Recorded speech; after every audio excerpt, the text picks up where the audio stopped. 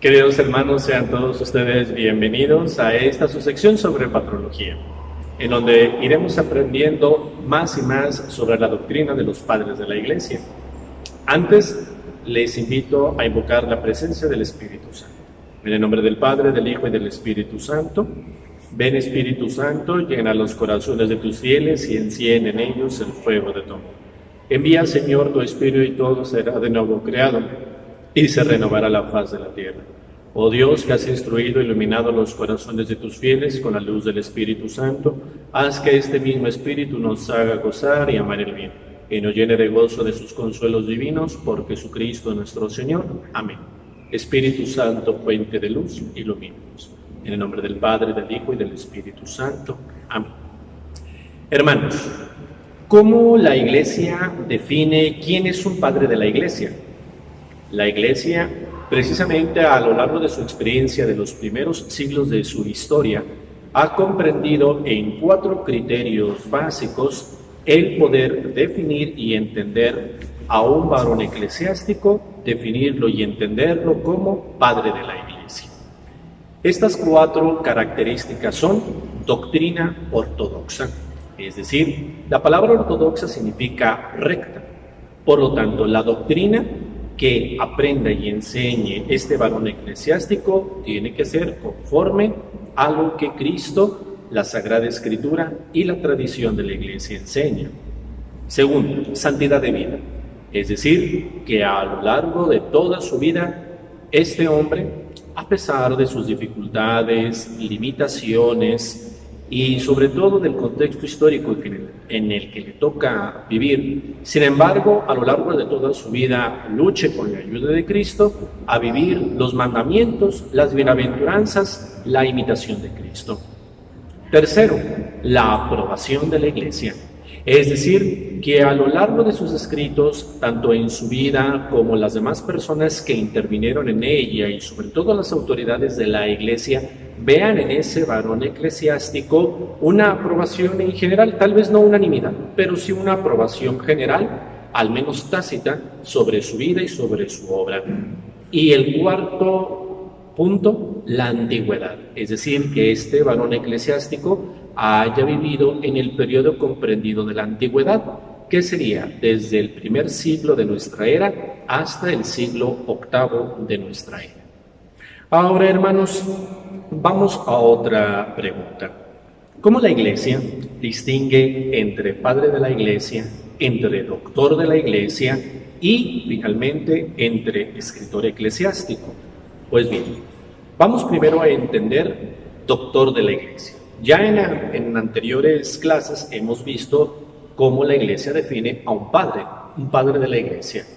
Por lo tanto, el doctor de la Iglesia es aquel hombre y también mujer que se distinguió a lo largo de su vida en aprender, en enseñar y transmitir, y aquí viene el plus, de manera eminente, la fe y la doctrina de la Iglesia. Por lo tanto, de los 4 puntos anteriores que habíamos visto sobre las características de un padre de la Iglesia, para definir a un doctor de la Iglesia, se propone lo siguiente: los 3 primeros puntos y el último punto, el cuarto, sustituirlo por el de doctrina eminente. Hermanos, ahora vamos a la distinción con el escritor eclesiástico. El escritor eclesiástico es una persona que no cumple uno o varios requisitos de los 4 que ya vimos, y que sobre todo se refiere a aquellos escritos que también ayudan en la espiritualidad, en la doctrina de la Iglesia, Por ponerte un ejemplo, Tertuliano, un gran escritor sobre el martirio, y también, por ejemplo, Orígenes, uno de los primeros escritores eclesiásticos dedicados a la profundización de la Sagrada Escritura. Hermanos, aquí vamos a añadir una nota de pie de página sobre la literatura del cristianismo antiguo. ¿Qué significa esto? También existen otra clase de autores y otra clase de escritos surgidos en la antigüedad del cristianismo, pero estos no forman parte de los padres de la Iglesia, tampoco son doctores de la Iglesia y tampoco se consideran escritores eclesiásticos. ¿Por qué razón?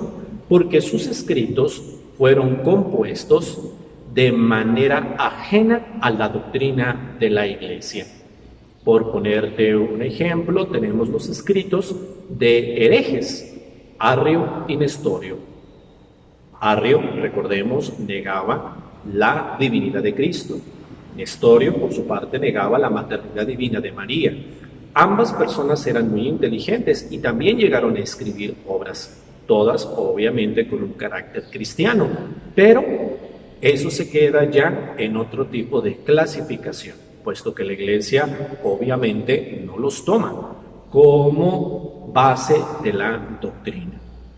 Ahora, hermanos, también un ejemplo lo tenemos en los evangelios apócrifos, que obviamente para nada tienen que ver con los 4 evangelios canónicos, que son los que escuchamos y leemos en la Santa Misa, y que solamente son reconocidos por la Iglesia. Ahora, por último, ¿cómo concluye o en qué etapa de la historia de la Iglesia concluye la así llamada época patrística, es decir, la etapa de los padres de la Iglesia? Por plantearlo de otra manera, ¿cuándo tenemos conocimiento del último de los padres de la Iglesia? Fíjense bien, aquí echamos mano de la historia del Imperio Romano. Hacia el siglo IV, el Imperio Romano se divide en dos: Imperio Romano de Occidente, Imperio Romano de Oriente. Por lo tanto, cada parte del imperio comienza su propia historia, su propia cultura, inclusive su propio idioma. En Occidente, el latín; en Oriente, el griego. Para que te des una idea, te invito a que tengas en tu mente un mapa de Europa. Divide a Europa por la mitad y del lado occidental será la parte del Imperio Romano de Occidente. La parte oriental de Europa sería la parte del Imperio Romano de Oriente. Ahora bien, queridos hermanos, cada parte de este imperio dividido también influye en el cristianismo y su evolución, puesto que también van a evolucionar de manera distinta el cristianismo occidental y el cristianismo oriental, y por ende los padres de la Iglesia en sus respectivas partes. En Occidente se considera el último de los padres de la Iglesia a San Isidoro de Sevilla, que aproximadamente muere en el año 636. Y por parte de Oriente, el cristianismo oriental, el último de los padres de la Iglesia se considera a San Juan Damasceno, que aproximadamente muere en el año 750. Por lo tanto, hablamos de que la época patrística en general abarca desde el siglo I de nuestra era hasta el siglo VIII de nuestra era. Muy bien, hermanos, en esta breve cápsula hemos aprendido más sobre los padres de la Iglesia. Les agradecemos su atención y vamos a brindarles la bendición. El Señor esté con ustedes. La bendición de Dios Todopoderoso, Padre, Hijo y Espíritu Santo, descienda sobre ustedes y permanezca para siempre. Amén. Muchas gracias y que Dios les bendiga.